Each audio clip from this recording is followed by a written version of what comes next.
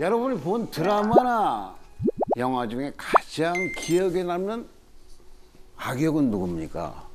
저는 최석 씨는 단연코 제 인생의 최고의 악역은 악마를 보았다의 최민식 씨. 씨 악역. 아직도 저는 그 1번입니다. 하정우 씨가 했던 그 5885. 네, 무서웠어요. 드라마든 혹은 영화든 흥행을 위해서라면 매력적인 악역은 필수인 것 같습니다. 요즘은 오히려 한 번도 못 해보셨죠? 했어요. 했는데 저도 어울리지 않았습니다. 그리스 로마 신화를 14년간 공부한 사람으로서 제가 최고로 꼽는 악역은 누구겠습니까? 저는 메데이아라고 생각합니다. 메데이아. 자, 그리스 로마 신화의 영웅 중에서요, 이아손이라는 영웅이 있습니다. 이아손은 왕이 되기 위해서 동쪽에 있는 콜키스라는 나라에 있는 황금 양털을 찾으러 갔다가 거기서 콜키스의 공주인 메데이아를 만납니다. 이아손에게 첫눈에 반한 메데이아는 이아손에게 황금 양털을 손쉽게 찾을 수 있는 방법을 알려줍니다. 하지만 그 황금 양털은 콜키스의 보물. 그걸 넘긴다는 건 나라를 배신하는 행위였죠. 메데이아는 이아손과 도피를 결심을 합니다. 그런데 이걸 아버지가 가만히 두고 볼 리 없죠. 메데이아가 아버지의 추격을 피하는 모습을 묘사한 그림인데요.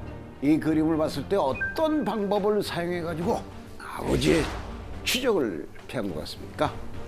이게 그림이 계속 보다 보니까 약간 그림에 힌트가 많이 보이기 시작하는 것 같은데. 어디요? 저 어린아이 저 물에 던지는 거 아니에요? 아, 구해주는 게 아니라? 혹시 저 중에 좀 누군가의 사람의 배를 가르든지 아니면 짐승의 배를 갈라서 그 안에 숨었을까요? 약간 비슷한데요. 진짜요? 자, 메데이아는요, 아버지가 계속 쫓아올 수 없게 바로 동생을 죽이고 토막을 내어가지고 네, 그리고 바다 위에 버리는 폐륜 행위를 저지릅니다. 제가 저 동생이에요. 그러면 저 그림. 아, 그렇습니다. 가운데 막 살려달라고 하는 게 동생이고요. 지금 메데이아가 그 동생을 죽여가지고 토막 내가지고 이게 뿌리니까 그 뒤에 추격하는 아버지가 바로 그 아들의 시신을 수수파녀라고 이 추적을 멈춰버리는 거죠. 너무 잔인한데요? 그 사이를 이용해가지고 추적을 따돌린 이하손과 메데이아는 무사히 귀환을 해요. 하지만 원정을 다니는 동안 거동도 못할 정도로 늙고 병든 아버지를 보면서 바로 이하손은 시름에 빠집니다. 그리고 아내 메데이아에게 한 가지 부탁을 합니다. 여보, 혹시 내 수명을 우리 아버지한테 조금 따라줄 수 없을까? 이런 부탁을 할 수 있던 이유는 메데이아가 마법을 부릴 수 있는 마녀였거든요. 메데이아는 남편의 효심에 감동을 해가지고 시아버지를 거의 청장년층의 모습으로 회춘을 시켜줍니다. 그런데 여기까지 했으면 참 좋았을 것을 이 회춘의 마법을 복수에 사용하기로 마음을 먹습니다. 그럼 복수의 대상이 누구냐? 바로 이하손의 왕위를 빼앗고 황금 양털을 가져오라고 지시한 이하손의 숙부 펠리아스.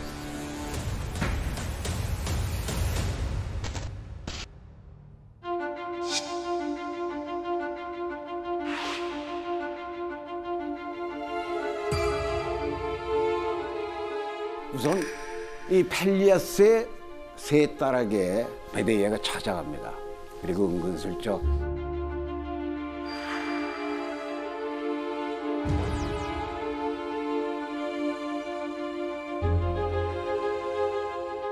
이걸 들은 세 딸은 우리 아버지도 제발 젊게 만들어주세요. 이러면서 뭐든지 하겠다는 약속을 메데이아에게 합니다. 메데이아는 마법으로 왕과 부하들을 모두 깊게 잠들게 만들고 딸들을 아버지 방으로 데리고 가서 왕의 침대 주변에 이렇게 뺑 둘러서게 만들었습니다. 그리고 이 딸들에게 칼을 줍니다. 세 딸은 잠시 망설이지만 아버지를 회춘시킬 수 있다는 생각을 가지고 찔러요? 마구 마구 찌르기 시작합니다. 이하손의 왕위를 뺏었던 왕 펠리아스는 결국엔 세 딸의 손에 비참한 최후를 맞이합니다. 메데이아가 왕을 죽이자 모든 백성이 들고 일어납니다. 그래서 이야손과 메데이아는 바로 이 코린토스로 도망자 신세가 됐습니다. 메데이아는 이야손과 코린토스에 정착을 해가지고 아들 둘을 낳고 행복하게 살았어요. 하지만 결혼 생활 10년이 되던 때 바로 이야손의 출세 본능이 큰 화를 났습니다. 과연 영웅 이야손은 출세하기 위해서 어떤 일을 꾸몄을까요?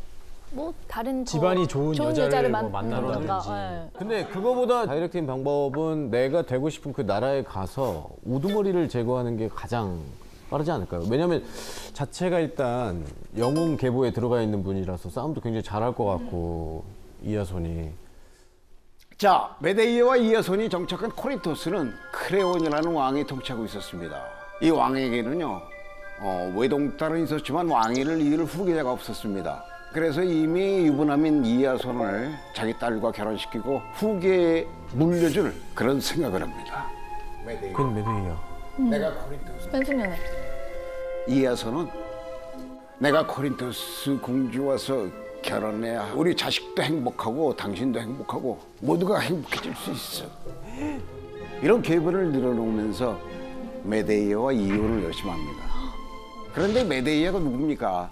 악녀죠, 악녀. 이야손을 사랑해서 나라의 보물도 스스로 넘겨주고 친동생까지 자기 손으로 죽인 여자잖아요. 남자 하나만 바라보고 다 버리고 이렇게 쫓아왔는데 닥쳤던 개신사가 될 것 같은 상황이 펼쳐지고 있는 겁니다. 심지어 코린토스 왕은 메데이아가 본인의 딸에게 해코지를 할까 봐 두 아들을 데리고 당장 떠나라면서 추방 명령을 내립니다.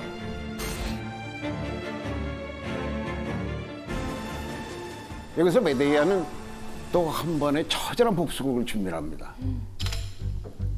메데이아는 이야손에게 황금 못하고요. 네. 이 황금 머리띠를 건네줍니다. 그리고 제발 본인만 추방하되 우리 두 아이는 추방하지 말아달라면서 이야손의 새 아내가 될 코린토스의 공주에게 부탁을 해달라고 요청을 합니다. 이야손은 메데이아의 부탁을 받아들입니다.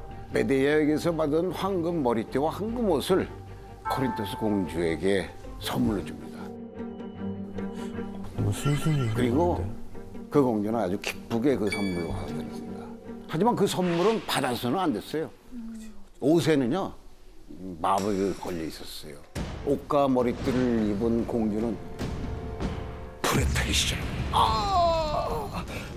소식을 듣고 달려온 코린토스 왕이 공주의 시신을 붙잡고서 다 울기 시작하는데 왕의 몸이 공주의 옷에 딱 달라붙어가지고 결국 왕 또한 함께 죽어갑니다. 그리고 메데이아의 복수는 정말 최종량을 향해서 달려갑니다. 복수에 눈이 먼 메데이아는 절대로 해서는 안 되는 행위까지 저지르는데요. 마지막 복수를 시행하기 전에 메데이아는 어린 두 아들을 부릅니다. 왜 불렀을까요? 안 돼. 메데이아의 가장 최종 복수는 두 아들을 죽이는 거였어요. 하지만 두 아들을 죽이기 전에 메데이아는 깊은 고민에 빠집니다. 자신의 배에서 나온 아들들이니 메데이아도 쉽게 죽일 수가 없었던 거죠. 아이들을 죽이지 말고 함께 떠날까? 복수를 위해서 죽이는 게 맞을까? 한참을 고민하던 메데이아는 결국에는 두 아이를 칼로 찔러서 죽입니다. 한편 이야손은 불길한 예감이 들어서 허겁지겁 메데이아를 찾아가요. 코린토스의 왕과 공주도 여기 죽였는데 아이들을 죽일지도 모른다는 생각이 든 겁니다. 하지만 이미 늦었습니다. 아이들은 엄마 손에 목숨을 잃었습니다. 이야손이 제발 아이들이 시신에 작별의 키스라도 하게 해달라고, 장례라도 치르게 해달라고 빌지만 메데이아는 아이들의 시신을 가지고 코린토스를 훌쩍 떠나요. 그리스라는 사회에서 자식 없이 죽는 것은 가문의 수치로 불렸습니다. 그런데 메데이아가 두 아들을 죽임으로써 이야손은 가장 비참한 존재로 전락을 했죠. 그렇게 메데이아의 복수는 완벽한 복수로 불립니다. 하지만 저로서는 이해하기 힘든 부분이 있어요. 왜냐? 아이들을 자신의 소유물로 생각한 것 같았어요. 가끔 물어보는 분들이 계셨어요. 아이들만 영국에 놔두고 온 게 힘 안 드냐? 또 불안하지 않냐? 또 저도 사람이고 아빠인데 왜 불안하고 걱정이 안 들겠습니까? 한국에 혼자 들어와서 인터넷으로 안부도 주고받고 전화라도 자주 연락을 했지만 그리웠어요. 엄청 그리웠었는데 그때마다 생각이 났죠. 난 나의 길을 가고 아이들은 또 아이들의 길을 가야 된다고. 부모와 자식 간의 선을 지키지 못하면 북숙의 아이들을 이용한 메데이아처럼 될 수가 있어요. 종종 지금도 그래서 메데이아 컴플렉스라고 불립니다. 예. 심리학에서도 그렇게 부르고요. 그러니까 사람이 가장 악의적으로 창의적으로 변할 때, 악의적 창의성이라고 그러거든요.